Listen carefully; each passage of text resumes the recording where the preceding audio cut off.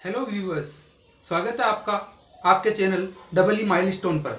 यहाँ पर हम आपके लिए लेकर आए हैं इलेक्ट्रिकल इंजीनियरिंग की सीरीज, जो कई विभिन्न exam like SSC JE, RSCB JE आदि के लिए महत्वपूर्ण साबित होगी। सबसे पहले हम पढ़ेंगे बेसिक्स ऑफ इलेक्ट्रिसिटी। तो आइए शुरू करते हैं। Introduction to basics of electricity. सबसे पहले बेसिक्स ऑफ इलेक्ट्रिसिटी में हम पढ़ेंगे पदार्थ। पदार्थ क्या है, कहाँ से इलेक्ट्रिसिटी की शुरुआत हुई, इलेक्ट्रिसिटी का मूल क्या है। तो पदार्थ के बारे में जानते हैं तो सिंपल वर्ड्स में हम कह सकते हैं कि ऐसी कोई भी वस्तु जो जगह घेरती हो अर्थात स्थान घेरती हो, पदार्थ कहलाती है। ऐसी कोई भी वस्तु जो स्थान घेरती हो तथा जिसका कोई वजन हो, पदार्थ कहलाती है।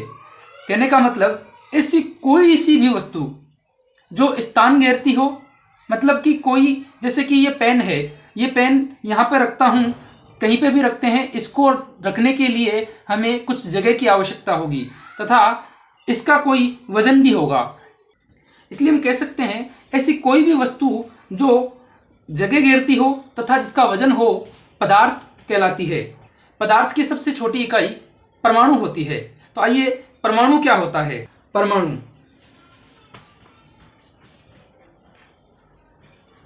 एटम, पदार्थ की सबसे छोटी इकाई। किसी भी पदार्थ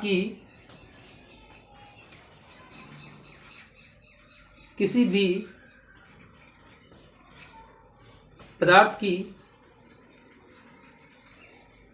सबसे छोटी इकाई, अर्थात पदार्थ की सबसे छोटी इकाई क्या कहलाती है, परमाणु कहलाती है। तथा सेकंड चीज होती है अणु। अणु क्या होता है, जब परमाणु से मिलता है, अर्थात दो या दो से अधिक परमाणु मिलकर जो संरचना बनती है वो क्या कहलाता है, वो अणु कहलाता है। जब परमाणु प्लस परमाणु मिलते हैं तो क्या बनता है, तो एक अणु बनता है। तो परमाणु के जैसे कि हम एग्जाम्पल लिखेंगे, जैसे कि सोडियम का परमाणु Na, सोडियम। क्लोरीन का परमाणु Cl। अब यहां पे क्या हो जाएगा, अणु का एग्जाम्पल कैसे लेंगे, जैसे कि कोई परमाणु लिया यहाँ पे और दूसरा कोई परमाणु लिया, तो दो भी हो सकते हैं, दो से ज्यादा भी हो सकते हैं। तो जैसे कि हमने ले लिया, एक परमाणु लिया Na का, सोडियम का, और एक परमाणु लिया हमने क्लोरीन का। तो इससे अगर हमने क्रिया करवाई तो ये क्या बनेगा, NaCl। क्रिया कराने पर NaCl बना। तो NaCl एक क्या हो जाएगा, NaCl एक अणु हो जाएगा। अब इस अणु से बनता है क्या, पदार्थ। अब वापस से हम पदार्थ के बारे में आते हैं।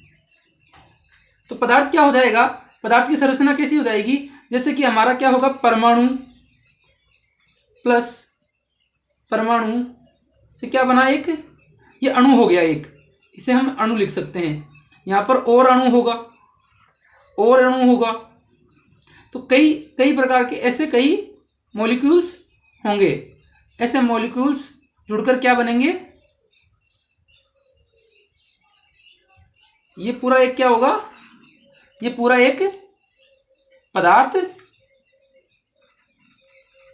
बन जाएगा। जैसे कि मान लिया सपोज दैट कि ये अणु एक नमक का अणु था, NaCl, ये भी NaCl, और ये भी NaCl, ये भी NaCl, नमक के अणु हैं। तो ये क्या बन जाएगा, एक पूरा नमक बन जाएगा। तो अब हम अणु और परमाणु के बारे में कुछ देखते हैं कि देखो, परमाणु क्या था, ये अकेला Na सोडियम परमाणु था, अकेला क्लोरीन ये क्या था, परमाणु था। लेकिन जब Na और Cl जब मिल गए तो क्या बना, एक NaCl का अणु बन गया। तो क्या इस Na में इस नमक के गुण मौजूद होंगे, नहीं। क्या इस केवल Cl में, क्लोरीन में नमक के गुण मौजूद होंगे, नहीं। इसलिए कह सकते हैं परमाणु में पदार्थ के गुण मौजूद नहीं होते हैं, लेकिन एक अणु में, जैसे कि ये NaCl का एक अणु है, ये पूरा पदार्थ है, पदार्थ में देखो ये Na रहा हमारा यहाँ पर और ये Cl रहा, तो यहाँ पर इस Na में तो नहीं है मौजूद, ना इस अकेले Cl में है, लेकिन ये एक अणु, जब ये अणु बन गया, जब NaCl का एक अणु बन गया तो इसके अंदर नमक का गुण मौजूद होगा।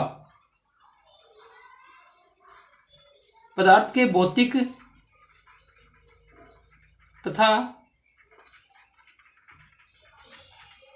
रासायनिक गुण मौजूद होते हैं। अर्थात हम कह सकते हैं कि अणु में पदार्थ के भौतिक तथा रासायनिक गुण मौजूद होते हैं।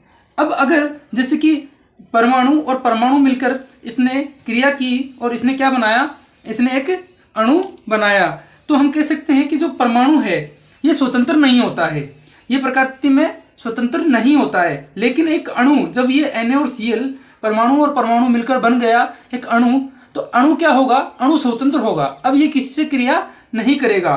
तो परमाणु क्या होता है, परमाणु में पदार्थ के गुण मौजूद नहीं होते हैं तथा ये स्वतंत्र नहीं होता है। कौन, परमाणु स्वतंत्र नहीं होता है और ये रासायनिक क्रियाओं में क्या लेगा, भाग लेगा। परमाणु रासायनिक क्रियाओं में भाग लेकर क्या बनाएगा, एक अणु बनाएगा, भाग लेकर अणु बनाता है। मतलब पदार्थ की सबसे छोटी इकाई क्या है, परमाणु, और परमाणु रासायनिक क्रियाओं में भाग लेकर क्या बनाएगा, अणु बनाएगा। और परमाणु स्वतंत्र नहीं होता है, इसलिए वो क्या करता है, क्रिया करता है। चाहे वो हमारा जैसे कि लोहे का परमाणु हो, बोले तो फेरस, इसके अलावा चाहे एल्यूमिनियम का हो, चाहे कॉपर का हो, ये सभी चाहे स्वतंत्र अवस्था में, मुक्त अवस्था में प्रकृति में पड़े हैं, लेकिन फिर भी ये क्या करते हैं, क्रिया करते हैं। इसलिए हम कह सकते हैं कि ये स्वतंत्र नहीं होते हैं। अणु की बात आती है तो अणु स्वतंत्र होता है।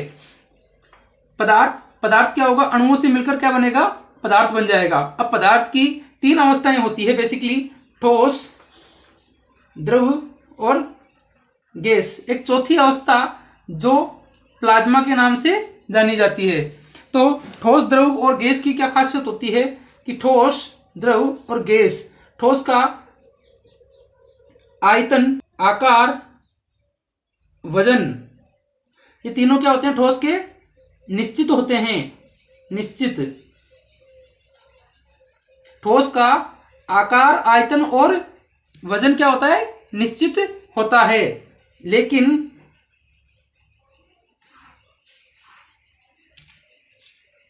द्रव का आयतन निश्चित होता है, आकार अनिश्चित होता है और वजन भी निश्चित होता है। इसलिए हम कह सकते हैं कि द्रव का जो है आकार है वो अनिश्चित होता है। क्यों, क्योंकि देखो जैसे कि ठोस को हमने कहीं पे भी रख दिया तो वो वैसा ही रहता है, लेकिन द्रव जैसे कि दूध है, पानी है, इसको अगर जग में डालोगे तो जग का आकार ले लेगा, अगर किसी प्याले में डालोगे तो प्याले का आकार ले लेगा, गिलास में डालोगे तो गिलास का आकार ले लेगा। तो कह सकते हैं कि द्रव का क्या होता है, आकार अनिश्चित होता है। और जो तीसरी गैस है, गैस ऐसा पदार्थ जिसका केवल वजन क्या हो, निश्चित हो, आयतन अनिश्चित हो और आकार भी अनिश्चित हो, केवल वजन निश्चित हो। इसलिए हम कह सकते हैं कि वजन क्या होता है, सभी का निश्चित होता है। द्रव का आकार अनिश्चित होता है और गैस का आकार और आयतन दोनों अनिश्चित होते हैं। मतलब कि गैस का केवल वजन निश्चित होगा, आकार भी बदल सकता है और इसका आयतन भी बदल सकता है। कंप्रेस करके गैस का आयतन कम किया जा सकता है। अब हम पढ़ेंगे परमाणु की संरचना कैसी होती है। परमाणु की संरचना कैसी होती है, तो परमाणु की संरचना सौरमंडल की जैसी होती है। किसके जैसी होती है, सौरमंडल के समान होती है। सौरमंडल के समान होती है कैसे, जैसे कि सौरमंडल में क्या होता है, नाभिक होता है, नाभिक, न्यूक्लियस, फिर इसके चारों तरफ क्या होती है, कक्षाएं होती है। ये क्या होती है, कक्षाएं होती है।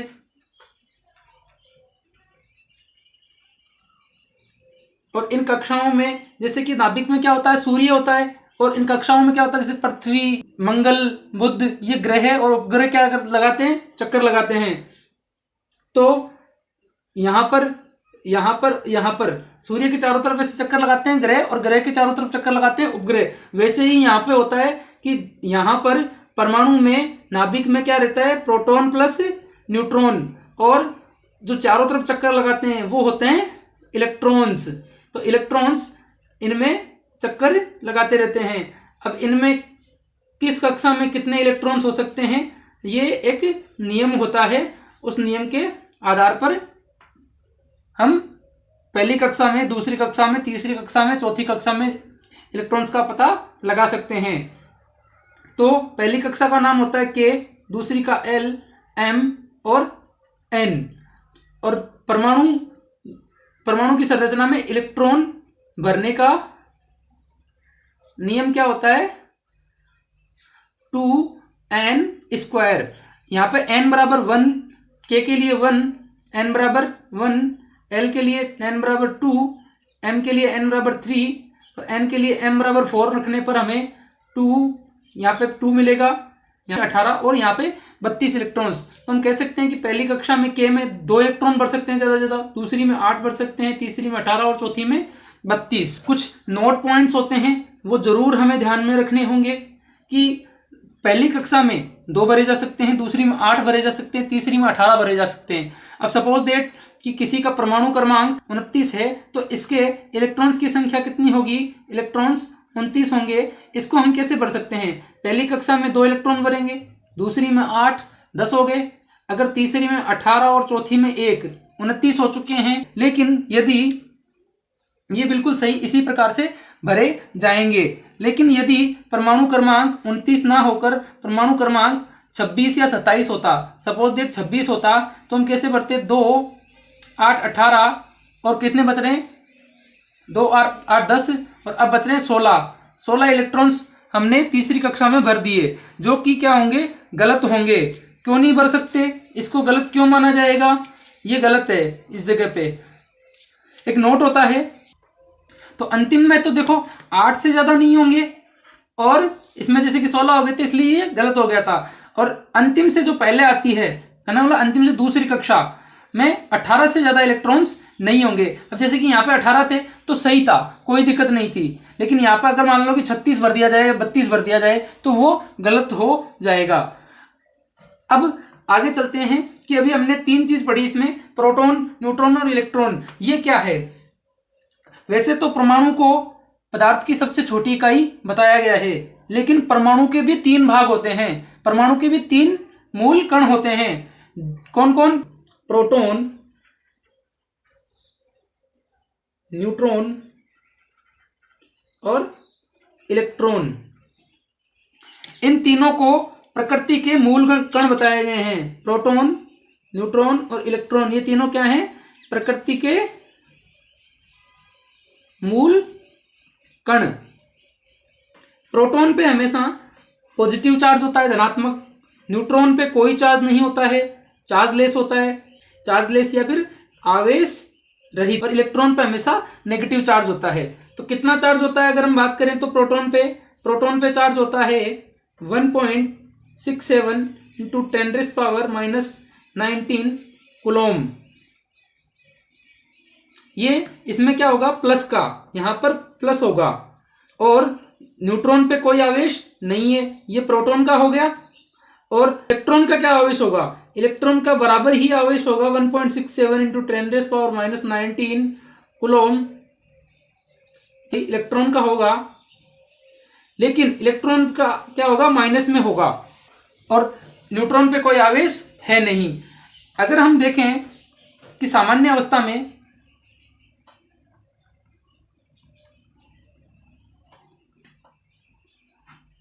जो परमाणु होता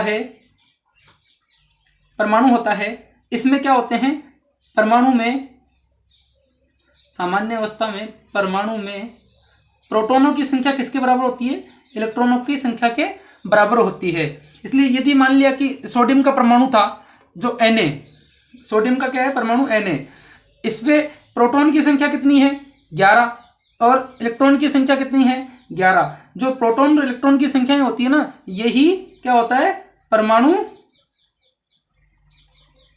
क्रमांक। तो कहने का मतलब अगर कहते हैं कि किसी का परमाणु क्रमांक 11 है तो उसमें इलेक्ट्रॉन्स 11 है और प्रोटॉन्स भी 11 है। अब क्या होता है कि इलेक्ट्रॉन्स 11 है और प्रोटॉन्स भी 11 है, तो 11 से ये चार्ज मल्टीप्लाई हो जाएगा, क्योंकि एक प्रोटॉन का चार्ज है एक इलेक्ट्रॉन का चार्ज है, ये प्लस में हो जाएगा उतना ही और ये माइनस में हो जाएगा।